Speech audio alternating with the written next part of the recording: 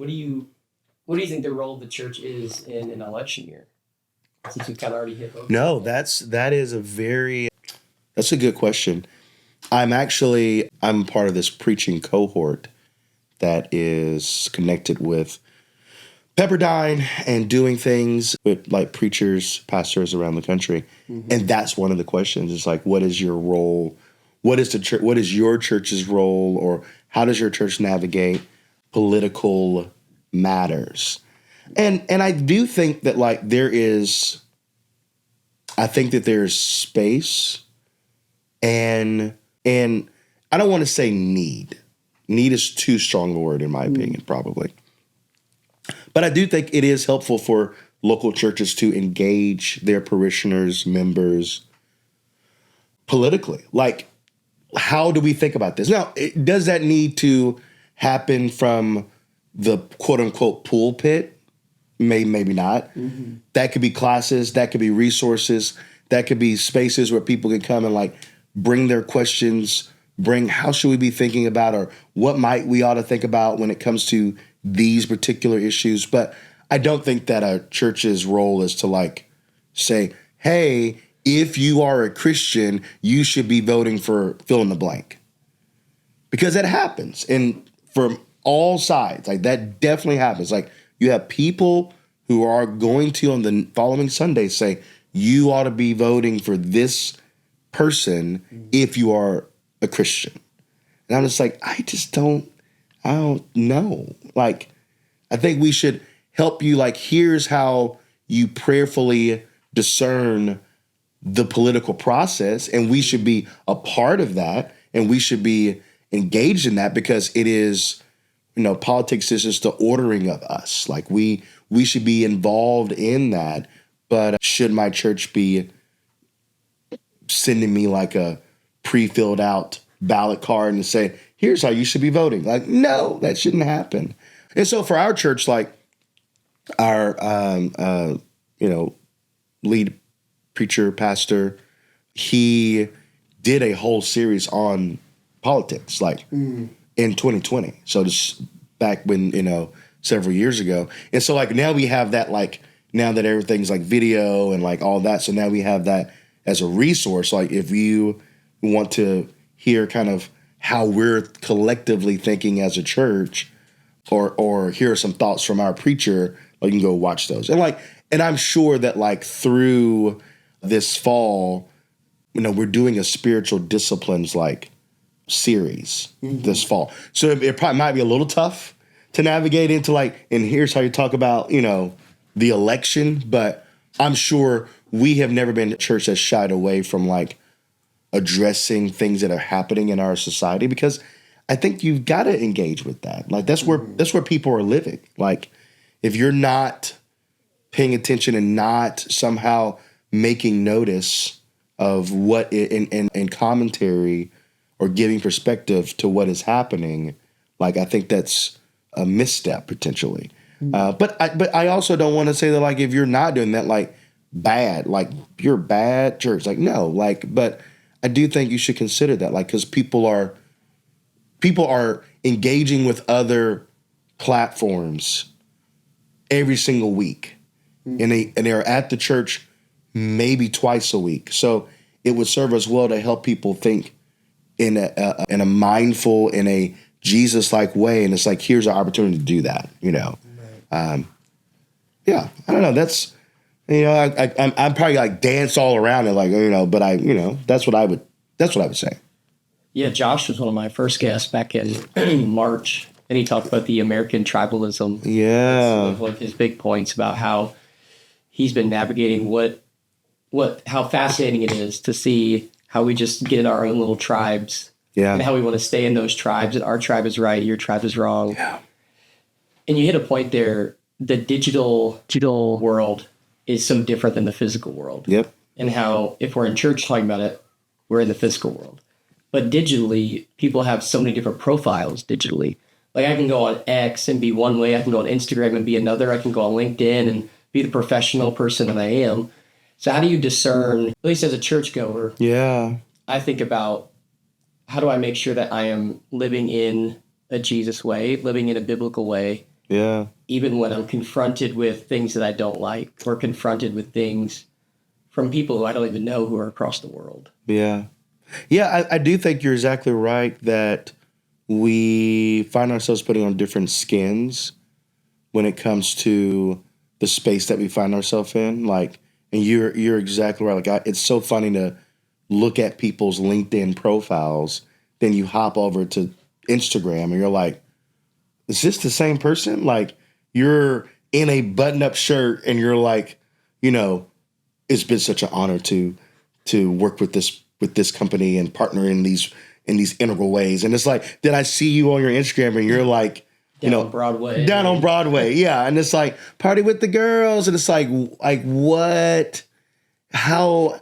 And so I think you're right. Like I would say that one of the goals, aims, what maybe is a better way to say it, but for a Jesus person, like how do I like live a pretty consistent life? Like how do I make my yes is yes, my no's no's? Like in a larger sense to just like saying yes, saying no, but like how do I, like I'm saying yes to this kind of life in Christ.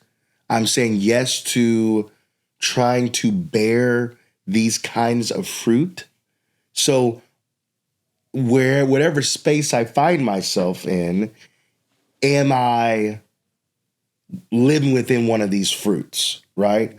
No, or is it very opposite of that? And I think that it takes time. It takes us to be honest. It takes being honest with yourself, and it takes surrounding yourself with people who will, not in like a harsh way necessarily, but like in a way that you can hear it of like, hey, like how you're being in this space and how you're being in person and how you're being in this other space, like those aren't really lining up, you know. To me, it's just like funny. I was recently thinking about how we all might behave in our church small group. Like when I'm in a small group, it's like I'm saying certain things, we're talking about certain things, then we're drinking certain things, you know. It's like, oh, who wants some water to drink? Who would like a decaf coffee to drink?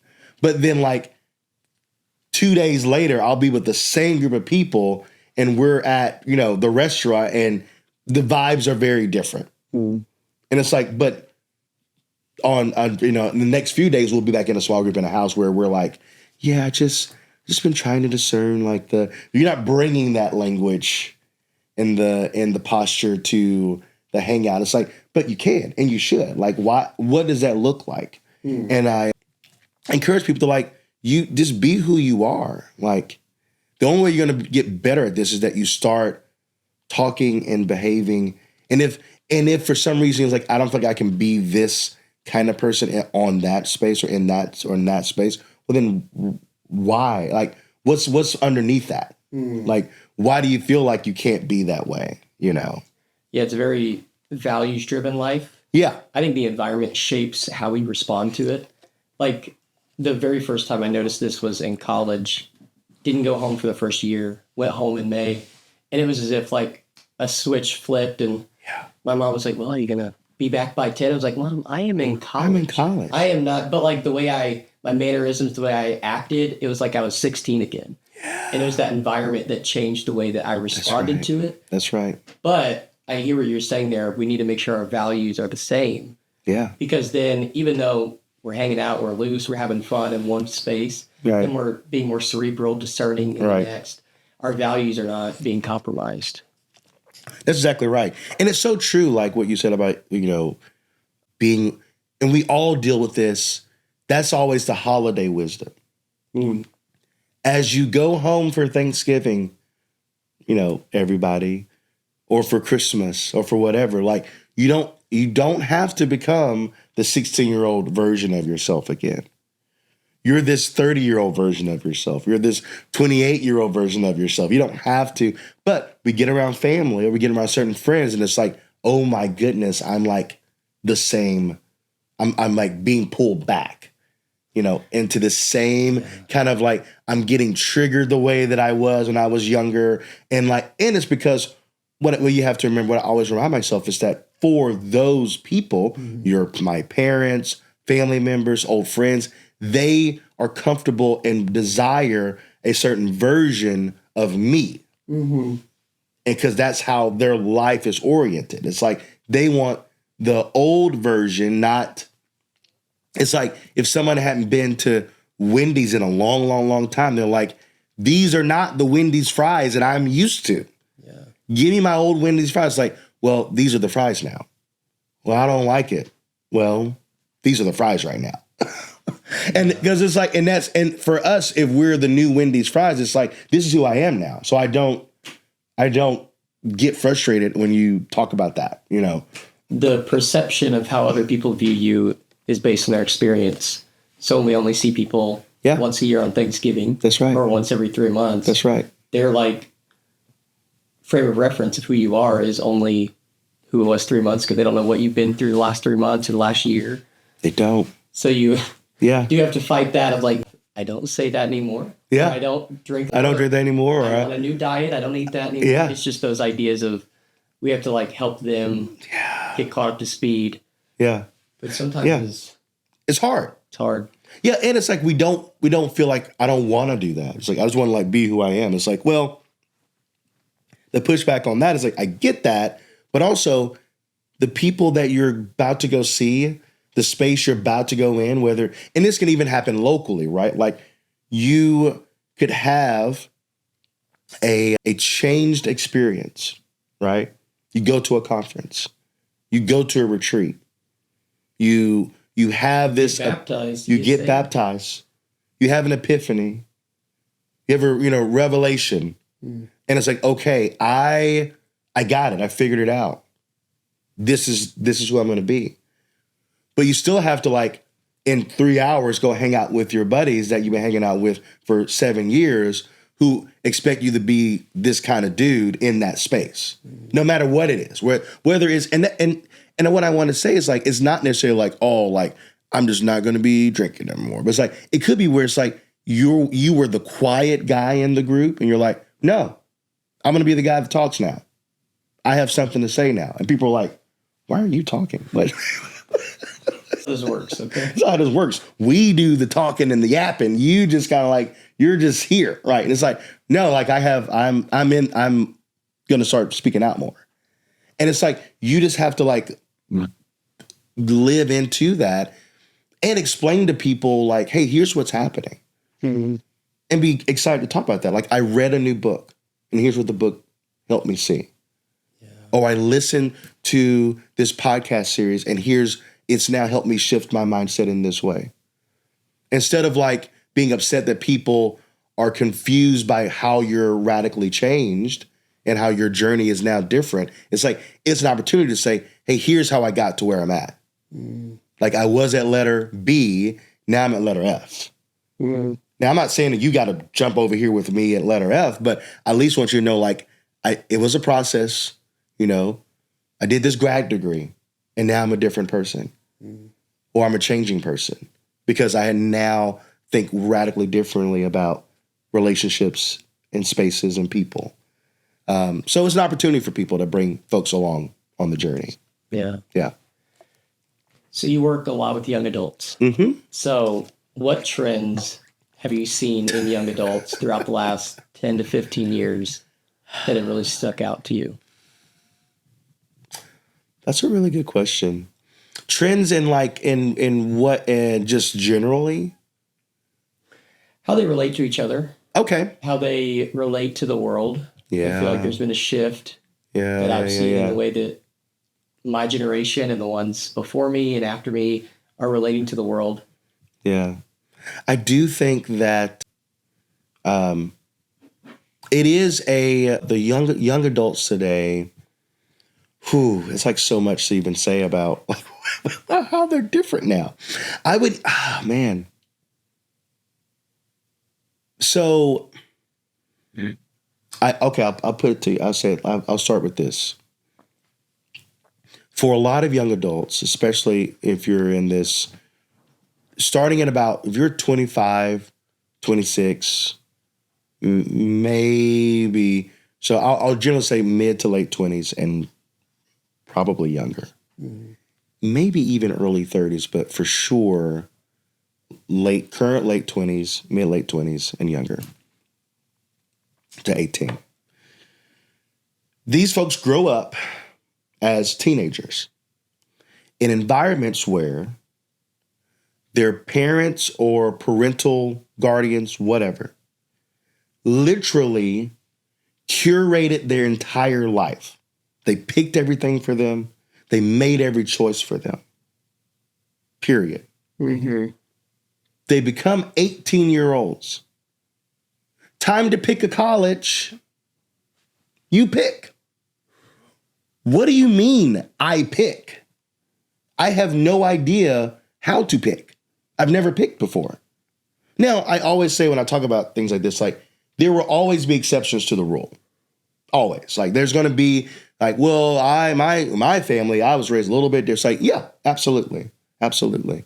But what I've seen generally is that you've got folks who struggle to pick, who struggle to discern, like, on with their own kind of like self, like, which path do I choose? You can do what you want, pick one. And it's like, but you've always been the person that helped me pick. And now you don't want, no, you need to pick. You're an adult now.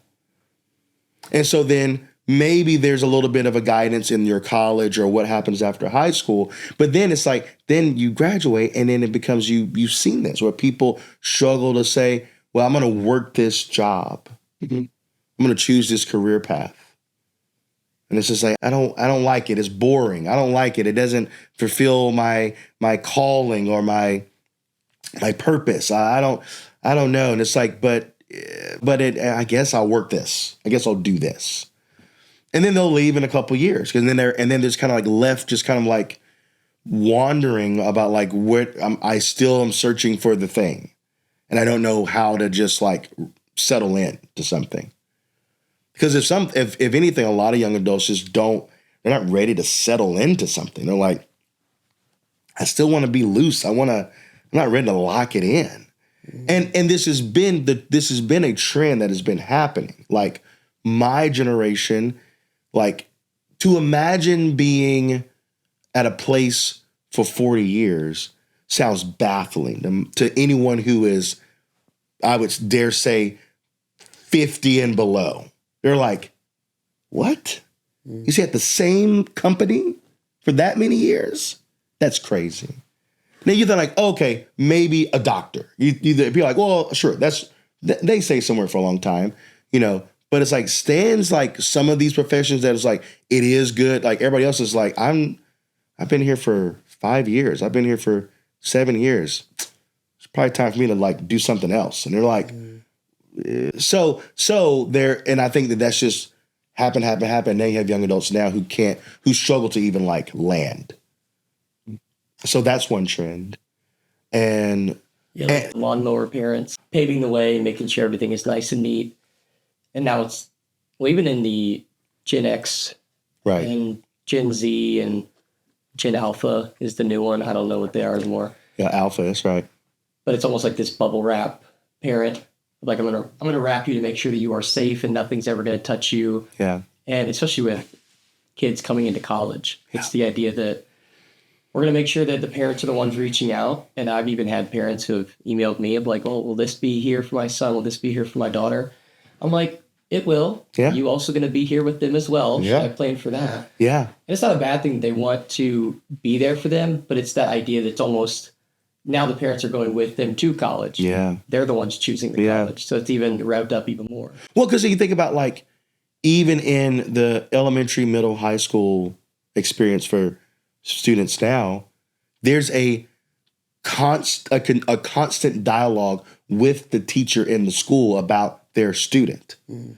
You're getting updates in real time about, I know at preschools, I mean, you know this, I think in the preschools, they'll send you photos of here's your kid, hourly update. It's like, we're creating this. Mm-hmm. Where it's like, oh, I have this expectation. It's like, I now have my phone. I want to know your location, which is baffling to me. Like, I couldn't imagine my mother when I was in college having my location. Kick rocks. She's not having my location. It's like, oh, are you doing something you shouldn't be doing? No, I'm not. But it's like, that's weird. To me, it's weird. Now, do I have location of my friends now? Yeah. But it's like more, that's out of like fun than it is like, what are you doing? Why are you at the grocery store at 10 o'clock at night? What is this place you went to? What is this restaurant? So like but you're right. Like and so even if like it stops after college, so maybe that kind of hovering stops after college. Now this person is 22, 23 and have never really made any decision on their own. Have never understood like how to, there's a TikTok I was watching about this, like, I guess he's like a young adult, maybe he's like a teenager. I think he's probably like an early young adult. He's trying to set up his own like dentist appointment. And it's funny because his mom is like there to like help like coach him how to do that. And he like freaks out on the phone trying to make this appointment because he's never done that before. And that's also a trend. It's like, I love messing with I usually have some interns that are college students, is ask them to call a place to check on something. They're like, can I not just like do it on the app or online? It's like, to call a place is like, what do you mean call? Like what, on the phone? Yeah. But you think about that, like that is something that you just don't do. It's like, hey, call Chick-fil-A and check on this order. What do you mean? Can I not just look at the app? It's like you could, or you could just call and find out what's the price of that is. Yeah. Or call this retreat center. It's like, can I just email them? Or when looking for a job, I emailed them. Did you? Oh, wow. They don't get any emails at that company. They never do. I filled out the LinkedIn job application. I filled out the LinkedIn. They see my LinkedIn profile. Don't they want to just hire me? And it's like, no, they're not going to do that. So I think that's a trend. I do think another interesting trend relationally would be there isn't, they used to be like, oh, people today wait so much longer to get married. Yes. But then also I'm seeing a little bump in a trend of like, there are people graduating or who are getting married in college, right after college. Like getting married young is like on the rise, I feel like in some ways. That could be a spicy take, but I like pay attention. Like, I mean, I am seeing a lot more young adults, college students who are saying yes to engagement and getting married like right after college or even in college. And like that is not like a bad thing. That's just like a interesting kind of thing to pay attention to. It's like, so while this is true over here about this like not being able to navigate and pick and this kind of thing, you also got people who are doing one of the most responsible things and like intense things you could do, which is like, I'm going to have a spouse. That's a very, very big choice. Very big choice. which requires, some stability in choosing what you do next.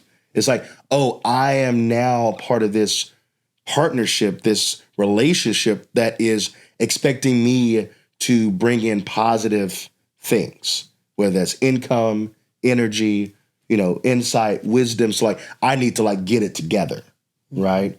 Versus if you're just kind of out here on your own, it's just like, well, I'm going to be wise in this way. I might, be a little bit looser in this way, but like, I don't have something that is like, and then the next layer to that is like having a kid. And that just totally changes you, right? So, but that's a trend I would say is like relationally. And I still think that what has happened with life after 2020 is that people are even unintentionally very close in their friend circles. I think that's one of the things that stayed that we just even like, we don't really like think about is that like people kind of cluster themselves pretty tightly, and I think that is a long-term symptom of like living through COVID in 2020. Mm. So I've seen that too in some young adults. It's just like you're still kind of in this like, you're still clustered and not really trying to expand the circle or put yourself in really radically different places. It's like, no, I kind of like my little, what do we call them? Your when you only saw when people were only seeing certain numbers of people. It's like, this is your pod, not your pod. What did we call it? It was called something. It was like your pod sounds. But you remember, it was like, oh, you're only going to see these certain people. It's like, oh, so then you're okay. What did we call it? It's a fever dream. It is a fever dream, truly. But yeah, so I would say like, those are some trends. I would say also that like I've noticed even when it comes to social media engagement that everything is like happening at once. Meaning like you have some people who are incredibly locked into all the different social media platforms, who are making TikToks, or who are all up on Instagram and Instagram Reels, or who are making YouTube content and videos, who are on X, or who are on Thread, whatever, right? And then you have some people who are like, I do none of it. I have no social media. You have some people who are taking 100 photos per day, and some people who are like, I have a film camera. So it's like, there used to be like, I feel like trend-wise in culture, it was like, everybody's doing this. Now it feels like, it's like, oh, well, I'm in part of the film kind of people, or I'm super into like social media, or I'm, trendy with my fashion, or I'm wearing basketball shorts and sneakers in every setting. Yeah, that begs the question of, when you look at those people who are all on social media or not on social media, who are the people that you often see are the most calm? People with the most peace. Yeah.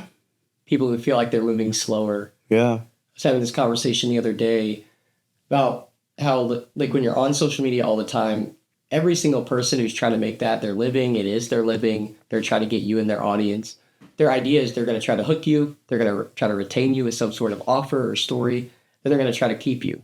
So you come back to the next video the next day. Yep. So it's not a shock that you always feel like everything is urgent when you're on social media. Yeah. Because that's the point. Yeah. People are trying to make it urgent. They're trying to make it scarce. They're trying to make it, got to do this now or else you're going to miss out on the opportunity. And that's the nature of business, but also that's how social media works. Yeah.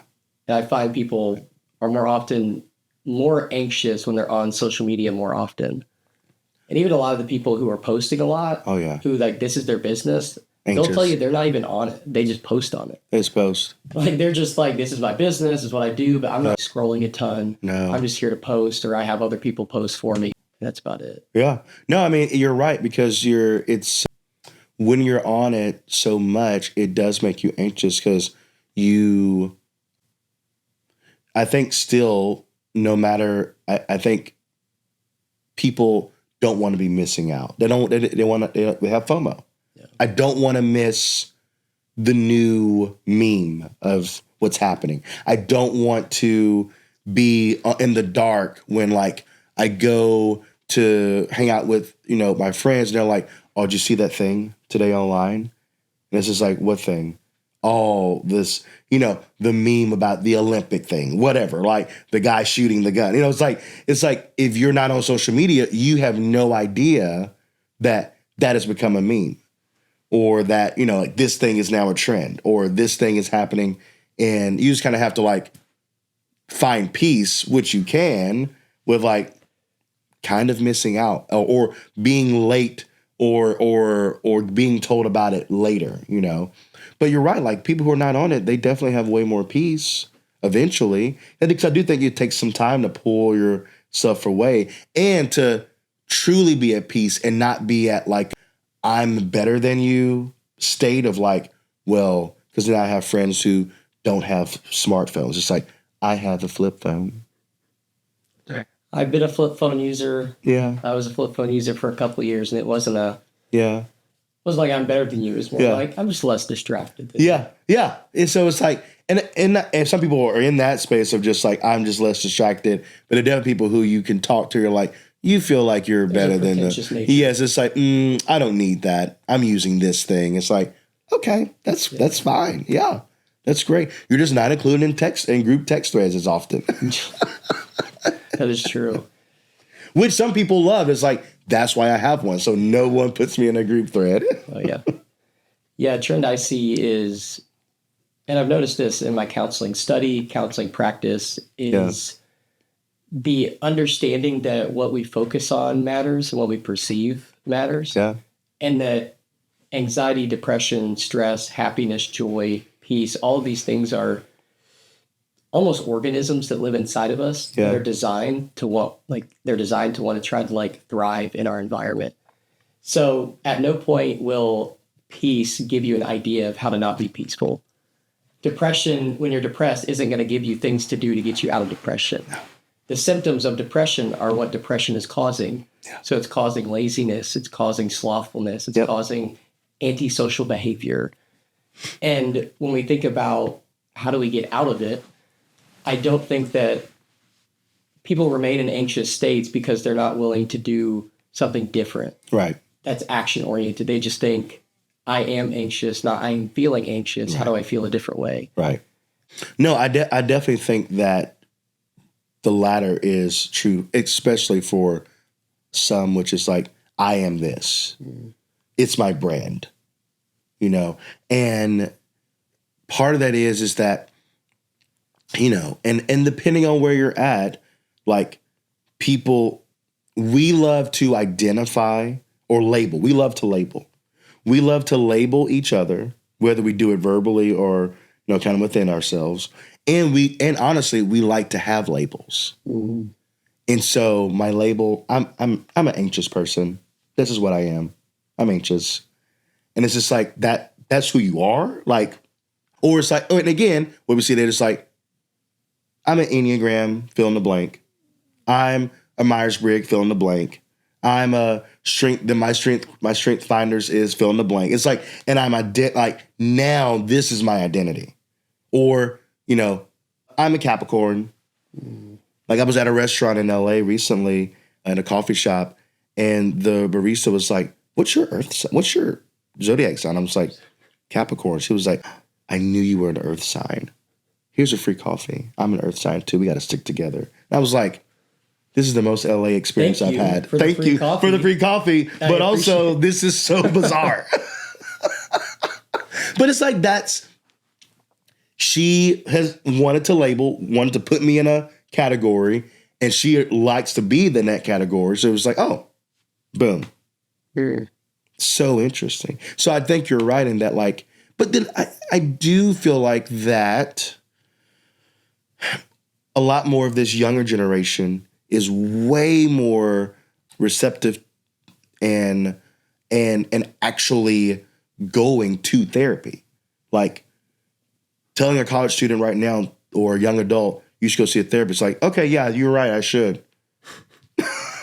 Right, wrong, or indifferent. Yeah, right. You know what I'm saying? Like they're like, yes, which is a challenge. Because then some therapists are like, you just need a friend. Like you don't really need this space right here. I was about to say that. I've had two different student clients who, they were like, my friend told me I should try it. I'm like, oh, well, like, what goals do you want to work on? Like, well, I don't really have to be any goals. I'm not like really struggling. They just said therapy's helped them. I was like, okay, okay. Well, then here's what therapy is. If this is like something you feel like you need, that's amazing. Let's talk about it. But maybe you just need a friend or a mentor. Yeah. And they were like, you're right, a mentor. A mentor, yeah. And that's why I think that, like, I think the next level of that is, like, I think that life coaching is probably a space that needs more people kind of working in it. And there are some therapists, some spiritual directors, etc., who are picking up that kind of, like, resource of, like, I also do life coaching. Because being a life coach, very different than, like, therapy. Very different than spiritual direction, but they all can work together in different ways. But it's like sometimes when you're stuck in your choosing, you need someone to help you say, here's how you should perhaps think about life. Here's how you should, look at passions. Like what is getting you out the bed? What is the Japanese word is like ikigai? Like what is your purpose and meaning? What's the thing? So anyway, but yeah, that's what I would say. Some of the things I've noticed is that people are more wanting to, like, not only have the label. It's almost like the barista or the waiter that has like all the flair. I want to wear these pins that kind of like, here's my Here are my two Trump flags. Yep. Here are my Trump flags, which is the equal thing. And politics is becoming that. It's like, I'm labeled as this person. Mm-hmm. And it's just like, that's what? Which, if we go back to, well, a lot of folks, like you said, or probably been on this podcast and that you and I both know, would say that like, yes, I am a Christian. Well, what does that mean? What does that mean to you? Like, if we say that's your real identity, all other ones need to like fall to the wayside. How are we latching on to all these other labels? Yeah, you may have a different opinion on this, but I see it as like just inserting a different God into our life. Oh, yeah. Like, here's the God that's on the throne of my heart right now. I am a conservative. I am a liberal. I am a Capricorn. I am a Enneagram 9. Whatever it is, we're taking this idea of I am, which is reserved for God. Right. Which he calls himself that we're supposed to serve. And we're taking that from him and saying, well, actually, I'm this. Yeah. Like, I get that you're that. That's cool. Yeah, that's cool. But I'm going to make sure that I'm this as well. And I agree with that. And it's like, and I also want to say, it's like, it's not that it's evil if you are involved in any of those things, like knowing about the Enneagram or the Myers-Briggs or, whatever. It's just like, this is a helpful tool that has helped me understand some of the things about me. I'm not like subscribing to this thing full sin, but it's like, I've read this and it's like, yeah, these are things that are true about me. These are the things that aren't necessarily true about me. It's like, yeah, this kind of does describe how I have felt from time to time. So it's a helpful tool, but it's not my label. It's not my I am. It's not my thing is still this, whatever the God of my life is going to be. These other things are just like fun or helpful things. It's like, oh yeah, I did that and I was this. There's some interesting stuff, but it's like, whatever. But like, it doesn't help me. So this is a funny story. Like Patrick, 20 Patricks ago, probably no longer than that, probably like 30 Patricks ago, if not longer, I said, I'm done with politics. So I'm done doing politics. And I said, the reason I'm done doing politics is that like, I was in this space. This was me, several years ago. Like, if my goal in life is to help people, to be a door holder for a Christ experience, to help people like understand and really become, connected to this Jesus movement. If that's my thing, there are already labels. There are already factors that I cannot control that could keep me from really connecting to someone, right? I am male. Can't change that. I am black. Can't change that. I have a university degree, so I have a certain level of education, I have a certain level of socioeconomic status. It's like, so there's certain things that like, there are things that could be a barrier between me and someone connecting that is just like that, this is me, right? But like me saying I'm like this political party, it's like, because if you say that to some people, it's like, I'm libertarian or I'm Democrat or I'm Republican, people like, I don't want to talk to you anymore. And it's like, I can remove that one out the way. If it was me today, I'd be like, I can never talk about the Enneagram or any personality type, Myers-Briggs, whatever. It's like, I don't have to, no, I don't do that. That's cool that you do. Because if that's going to stop me from having the conversation I really want to have, let me get it out the way. Because I'm going to be bald. I can't change that fact about me. I guess I could wear a wig. Then that's a whole nother thing. People are like, he's wearing a wig. Do I tell him he's wearing a wig? Yeah, what else is he covering up? So that was like, me right out of college. And so I've since changed a little bit in that way. But that was definitely like something where I was like trying to be like, there's certain labels that I'm just going to have, like stuff that's who I am. Those stuff that I can like, I don't have to be this person. I'm gonna have to subscribe to that brand or whatever. So yeah. Your identity is malleable, but there's a big difference between identity and awareness of something. That's right. Which is just that difference between I am anxious versus I am feeling anxious. I'm feeling anxious. And it's really funny. Which again, I had a conversation yesterday with a friend, and it was the difference we were talking about between the type of therapy kids get in play therapy versus type of therapy we give to adults. And in play therapy, it's always, well, you're feeling this or you're feeling that.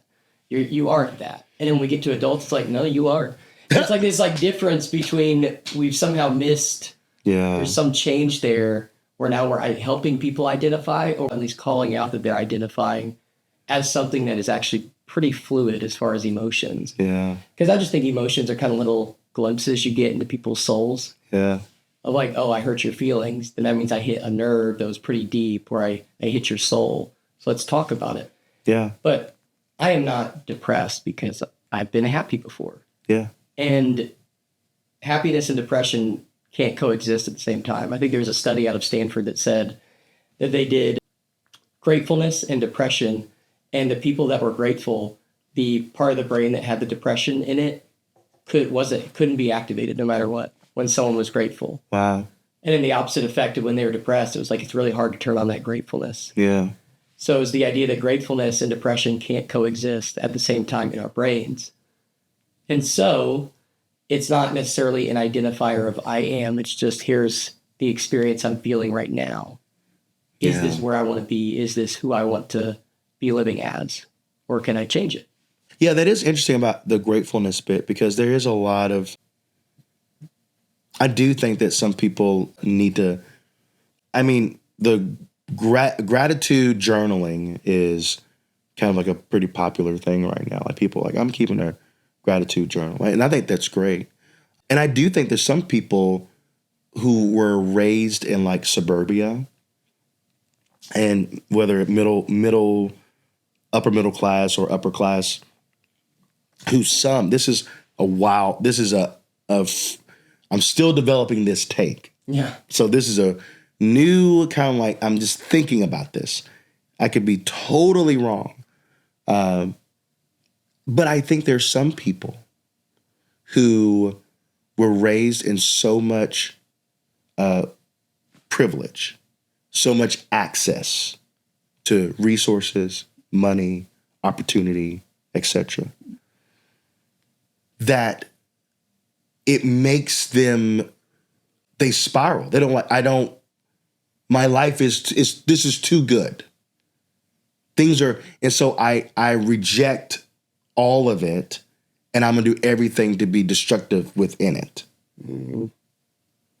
And I don't know. I'm it's very interesting to watch with some people. It's like you were raised in, you'll meet students and you look at their families like, oh, so your parents love each other? Mm-hmm. Your family's like pretty normal. You never really had deep wants, or everything you needed was provided. You're going to have no student loans. Mm-hmm. But yet, like, you're like, I'm raging. I need to, and it's like, against what? There's nothing, it's like, I need to create a struggle. Mm-hmm. I have to create a struggle. Because I see this other friend who's like, yeah, when I was 13, I worked 3 jobs. I had a hardship license. Parents got divorced. Siblings ran away.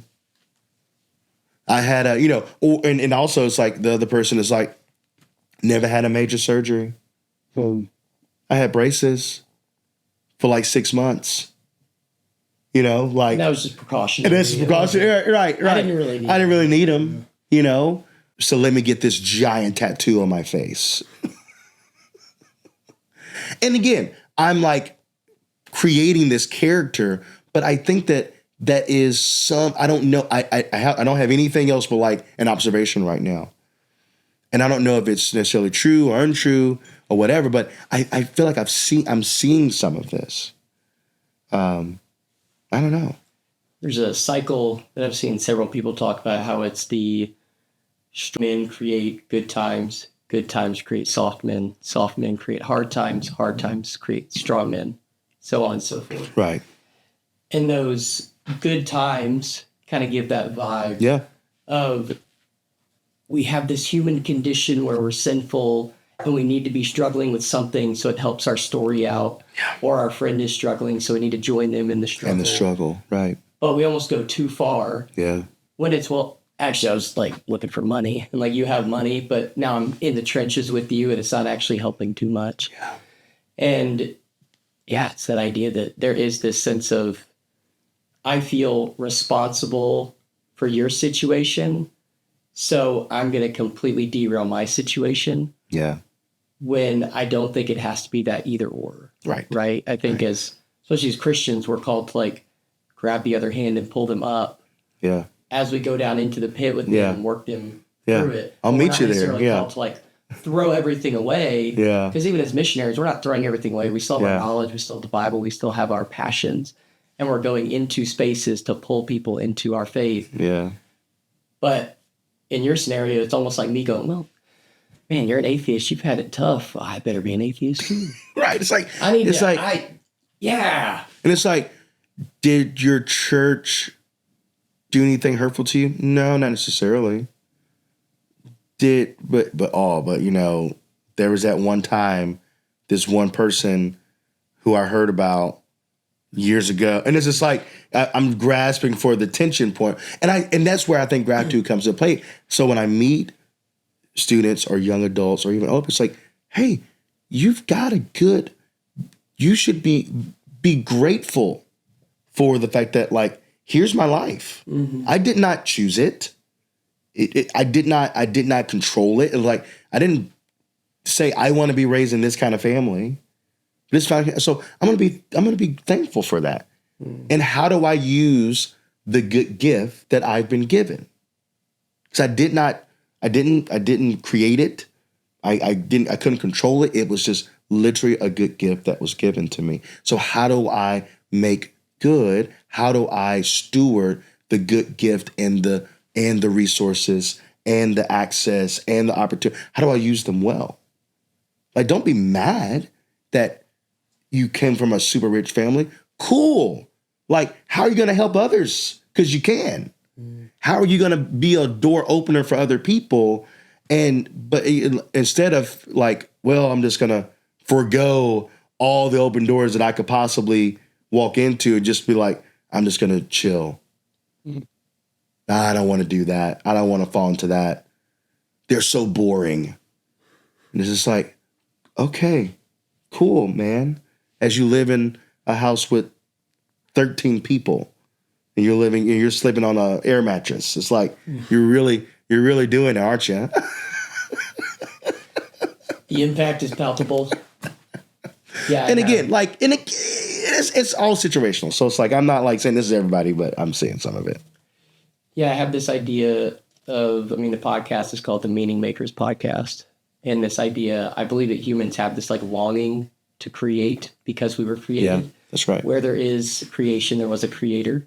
And I think that each one of us have this unique piece of God in us that allows us to create something unique if we choose to lean into it. And this idea of like what it means to like have a meaningful experience or create meaning, I think collectively it's an intentional purpose plus this communal relationship. Yeah. So I think people, when they haven't found that in their life, they do get attached to these like groups or like these radical per se of like, I was living one way, now I'm living a completely different way. Yeah. And they get attached to that because it's meaningful, because there's an intentional purpose driving it, and I'm in community with other people. Yeah. So it must be meaningful in some way. And that's why I feel so passionate about it. Yeah. Because the rest of my life hasn't been meaningful. Yeah. So that'd be my kind of like thoughts on that. Yeah. Yeah, I think that's good. Yeah, I mean, and I think that's, and sometimes what I find myself doing for some people is, let's define our terms. When you say those words, whatever the words are, like meaningful or impact or purpose or meaning, or I want to find my like, how do you understand these terms? Because sometimes it's like those of us who are trying to be guides or be helpers, it's like, well, we're trying to help people but we're both coming into this thing with two different definitions. So sometimes we have to like pause. Okay, when I say these words, tell me what you think about it. Let's do that first. Like, oh, so you think that this is what it means to have X. Or even beyond defining the terms, I'm often curious about who do you feel like is doing it and why? Like, what is your perception? Oh, my buddy Jeff, that guy's living a meaningful life. Well, tell him about Jeff and why I think Jeff's doing that. Mm-hmm. Or my friend Lisa, she's got a passion.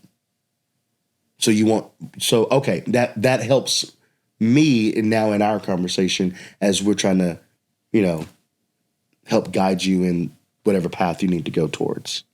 Yeah. And I mean, and I think sometimes like, one way to think about it is like the path, the path is there, like this path of good life, of living in the good life, of living in this goodness of being a Jesus person or Christ follower, whatever, however you want to describe it or call it. And the path is here. Now, at any point, you can take a detour. The path is there. Here is the path. Now, there's these offshoots that you have the choice. Sure. Side quest. You can do a side quest. Some side quests are longer. And some you will end up a little bit bruised and scarred, but you're more than welcome to do that side quest. Mm. And throughout the side quest, there'll be markers for here's how you get back to the path. Now, I didn't say that going back to the path didn't have its consequences, didn't have its things you might have to let go of, to walk away from, because again, you're leaving the side quest. Right. So, I mean, I think sometimes people don't, it's like they're on a side quest. It's like, you can not be on this side quest anymore. Right. Literally. You can change it. Will it? I'm not saying it won't be hard. I'm not saying it won't come with some consequences, good or bad. But you can change it. You can leave. Yeah. Yeah. Well, I'd love to hear your thoughts on kind of, I don't know if I should call him a normal person or not, but how would a normal person live a meaningful life? I think a normal person I think part of living a meaningful life, I think a meaningful life is also a balanced life, in that you truly find work that you feel like is using your gifts, maybe not all your gifts, but some of your gifts. So work that is good work, work that isn't. And good work is I have a big field for that. But being an overworked person doesn't equal that you're living a meaningful life. Mm. Saying yes to every work initiative and filling the calendar with work initiatives and things and opportunities is not necessarily living a meaningful life, because there's balance. There's work, and then there's rest. There's Sabbath. And so as someone who knows how to not only work well, but also rest well. And that's something that a lot of us struggle with, is resting well. It's like, I gotta keep working, I gotta keep going, because I feel like we feel like our meaning and our meaningfulness is attached to the work that we do. At the same time, it's not about only resting. And some people just love to rest and vibe and chill. And it's like, that is good too, but I think that there's balance to that. You gotta do some work. You gotta, put yourself in spaces that are challenging to you, whether that's through work or through your rest. It's like, I want to experience something new that's going to keep me engaged and keep me not necessarily on my toes, but it's going to challenge me in some good ways. It's good to be challenged. And I think that's why you see a lot of older young adults and middle-aged people who are like, I'm going to run this race. Or I'm going to try to do this thing physically, or I'm going to learn a language. It's like, yeah, I need a challenge. So I think creating a meaningful life means you have some challenges that really pushes you, that really stretches you. Because stretching is good. It's good for your physical body. It's good for your mental body. It's good for your spiritual life. You got to stretch yourself. And so I think all of these elements make up a meaningful life. And it's not only, I think also a part of a meaningful life is that you are, whether it's consciously or even happening unconsciously, you're pouring into other people. You're being this good friend, this good husband, this good wife, this good father, good mother, good son or daughter. You're pouring into people. You're pouring some goodness into people, and you're letting someone pour into you. I think that a lot of people only want to be the pourers and not get poured into. Well, I don't need it. I'm good, but I'll help you. It's like, cool. You also need some help and be poured into. And it's like, and I think too, creating a meaningful life means that you look at most interactions with, especially people, but even situations as a teacher. Every conversation is teaching you something. Every person you meet is going to potentially teach, if you're aware, if you're being aware in the space. If you're looking for it. If you're looking for it. You'll find the four-leaf clover if you're looking for it. You'll find the opportunity to have a conversation about whatever if you're looking for it. But now, what we do, which I would say is part of the distracted life, is young and old alike. I got my AirPods in. And I'm not saying that's a bad thing. I've done it. But it's also like, well, by doing that, that's cutting me off from being aware of what's happening in the world. Yeah. Of the people like in real time around me.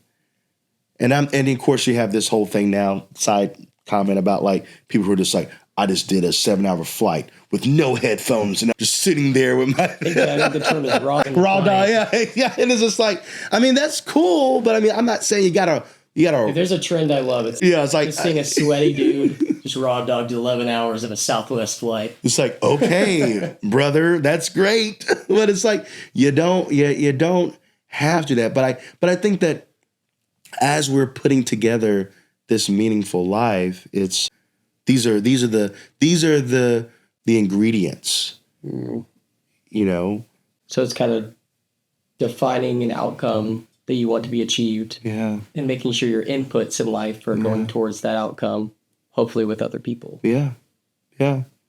This is as much as like our American culture, it for sure encourages like maverick solo living in a sense of like, it's just me against the world.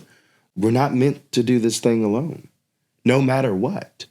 And like, we're meant to do this with others. We're meant to be in community, in relationship. I'm not saying you need to necessarily be married or whatever, but in relationship with people. Have really good friendships and good relationships. So there's many of things that are just like, it's seasoned with these things. These are the things that I would say help you put together a meaningful life. Yeah. What makes a good relationship? Communication. Communication makes a good relationship. I said earlier, I officiated this wedding and we did some premarital work and there are many things that I encourage a couple to do, but I say, if anything, you've got to keep communicating. You can never assume that no one can read your mind. Stop it. Mm. You're like, well, we've been married for 10 years. Shouldn't he know? Shouldn't she know how I think about that? No. But we talk all the time. Sure. But you are also reading new books, listening to new podcasts, listening to new music, having conversations at work, having conversations at the coffee shop. You are changing all the time. Mm-hmm. And so it's like, you're going to assume that like, oh, well, if I lay the cup right here, she knows that that's, I'm done with it, or I'm Time for a refill. Time for a refill. It's like, no, you need to use your words. Yeah. And you need to communicate. Because what ends up happening, and they say that like money and sex are two of the big reasons people, like those are the categories where people end up like having marital tension or relationship tension. And it's like, and a lot of that's wrapped up in communication. I'm not telling you my desires, my wants, my needs, my frustrations, what I'm loving, what I'm disliking. So I think to have a good relationship requires communication. And that's even for your platonic friendships. If you don't like that some friend is making the same joke over and over again, they're not going to get the point where you stop laughing. It's like, oh, you love this joke, you just don't laugh at it. It's like, well, tell them. Like, communicate that. And know too that like, I think for a good relationship, so communicate in conflict. Conflict is not bad. How you manage your conflict, that could be what's bad. But conflict is going to happen. Ooh. But how you manage your conflict, that's where you can see some beauty. It's like, how are we going to manage this? Because we're going to disagree. Like we're two different people. So there's going to be times where we disagree, but it's like, how do we deal with this disagreement? How do we deal with the conflict? And maybe us having a fight or disagreement when neither one of us have had a meal, when both of us are tired, when we're got to get out the door to go to this event, maybe this isn't the moment for it. Yeah. But we need to have this conversation, and I need to share how I'm frustrated and how we can manage those frustrations. So yeah, I'll leave too. In college, I know I certainly didn't coin this phrase, but I can't remember where I heard it, but I can't control how other people react to me, but I can control how I react to other people. That's right. And even Viktor Frankl in A Man's Search for Meaning talks Absolutely. about how there's a gap between stimulus and response, and it's in that gap that we actually get to be humans. That's right. And that's a huge piece of relationships. That's right. That's right. That's it. And everybody should read that book. If you haven't read that book, read that book. Yeah. It's a great book. Okay. So is there a story from the Bible that you relate to in your current life?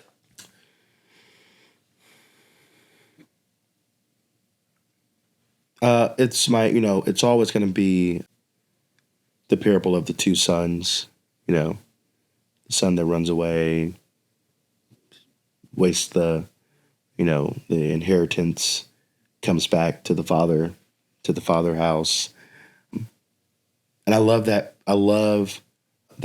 parable because of what the father says to the older son, which is like, you are with me always, and everything I have is yours. Mm-hmm. And it's like, yeah, if we could all just believe that, things would be a little bit better, I think. And that's for me, like that's the constant thing that I'm going back to. And trying to live within that. And equally, like, you can find yourself in, and I feel like with that particular story, we can find ourselves being either son at different seasons. Right. Sometimes we are this son that goes out and just like is just side questing. And sometimes we're the other brother, the older brother, who's just like being good and steward in the land and like kind of like staying the path and doing. And it's like, yeah. And it's like, but I don't get a big feast, but you could have. You always can. And I think sometimes people get so stuck on like, I'm doing. It's like, yeah, you can also do that with joy and celebration. Like, you're always with me. Everything I have is yours. Ooh. So that's the invitation that God the Father is saying to us, all of us, to me. So may I live into that realization. So yeah. It's good. What would Patrick today tell Patrick 10 years ago as a piece of advice? Oh, wow. Oof.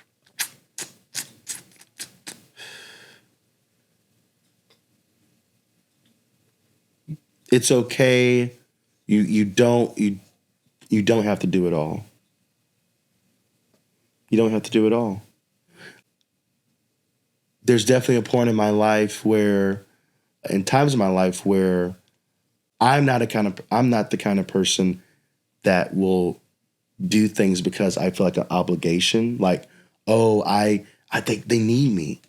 Oh, I got to do it. Like, I'm going to feel bad if I let them down. Like, fine to let you down. Fine to tell you no. Fine I just, that just doesn't exist in me. What does exist is that I can do it all. And I'm the best person to do it. Yeah. And so it's a different kind of energy. It's like, I say yes because I think I can do everything. And I have the energy, I have the resources, I have the talent, I have the tools to do it all. Yes, I'll do that. Yeah. Not because like, oh, if I don't do it, you'll feel let down or think some kind of way about me. It's like, no, yeah, of course I can do that. Of course I can do that. So it would be like, you don't, it's okay. You can say, and it's because the no is not to the person, the no is to me. Right. Like, no, you don't have to do that. I know you can do it, but you don't got to do it. That's what I would tell them. Yeah. Well, you said you have a Fido story, and I feel like we could end on you sharing a story about Fido. Oh, that's so funny. Okay. Yeah, we can end with the Fido story. So this is actually, that's so funny. That's funny. Interesting story. So it's a very much a Jesus-like story. So Christ is definitely a Christian story. I love it. So years ago, this is before I was still working here, and I was going to this church. It's a new church.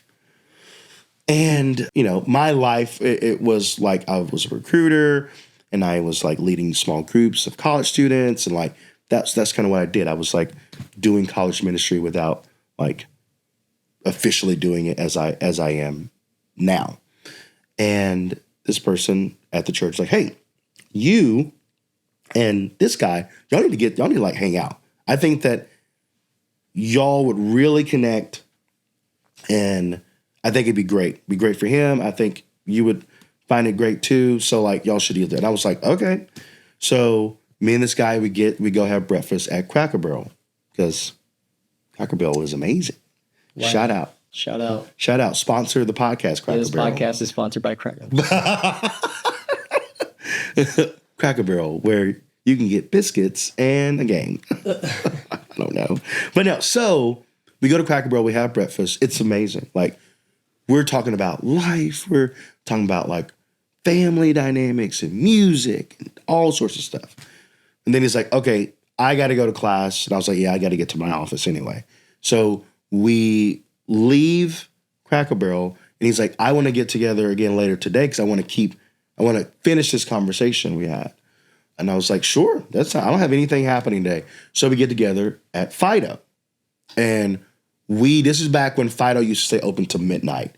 Now Fido closes at like 1:45 p.m. Like, it's the oddest time. Fido, fix your times. That was when life was good. Back in the good days. So we go to Fido, get coffee, we get food, and we literally talk about everything. Anything you talk about, it was covered. Politics, spirituality, relationships, dreams, short, all the stuff. We talk about everything. And we shut down Fido. And we're leaving Fido. And we run into this homeless guy. And he's like, hey, either one of you got a cigarette? And we're like, no, we don't smoke. We don't have a cigarette. And he's like, that's okay. And he's like, you know what? I am blessed. I'm a Christian. I've been baptized. I'm saved. So I'm good. I'll be okay. And he looked at me and says, have you been baptized? You blessed? You saved? You know, you good? I'm like, yeah. Oh, absolutely. Absolutely. Looks at the other guy. It's like, are you been baptized? You blessed? Are you good? Are you a Jesus person? He said, actually, I've not been baptized yet. Been thinking about it. He was like, what? You haven't been baptized? Why not, man? What? You need to do that. You need to do that ASAP. And he goes into some more ranting and colorful language. Then he just kind of like scurries away. He scurries away. Yeah. And he's like, we get in the car and I'm like, so do you want to be baptized? He's like, actually, yes, I've been thinking about it for a long time. And I just haven't done it. And I want to do it. And so we then have another long conversation, which ended with us driving to Rural Arms, which neither one of us lived, hopping the fence, the pool to the pool, getting in the pool, and me baptizing him in the pool at Rural Arms. Wow. And then he spent the next maybe 2-3 weeks driving around Nashville trying to find that guy because of how he was the Kickstarter to this new life that he's now living. Yeah. And for me, it was like, whoa, like I was in the car in that moment. It was like, God, like, all right, here's like a T-ball. Like, here it is, champ. Just swing the ball, like swing contact. The bat. Yeah, make contact. And it's like, do you want to do that? And it's like, and so I love that story for so many reasons. One, it's like, we talked for hours. Never one time did I say or did I ask, like, have you ever been baptized before?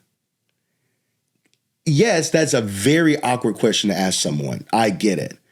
But it is just interesting how it took this random homeless guy to ask something so plain.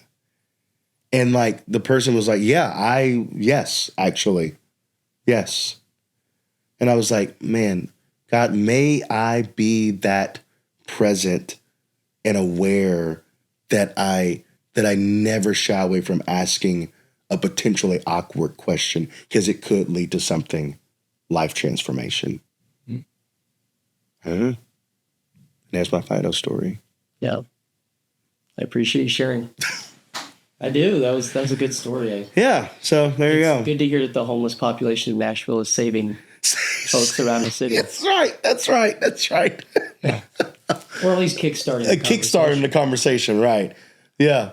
And so he never found that guy. He never found him. I don't know. So maybe he was an angel. Angel, yeah. That's for you to decide, viewer. Yeah, viewer, listener. Well, thanks for being on. I really appreciate this conversation. Thanks for having me. It went some good ways, and I only got through 4 main questions, but it was awesome. We'll do a part 2. We'll do a part 2. Part 2, part 3. Yeah, that'll be good. I'm interested in those other questions now. Well, have to come back for part 2. Well, thanks for having me. Yeah. What do I need to like shout out anything? Do I need to like, do any? You ever listen to Pete Holmes?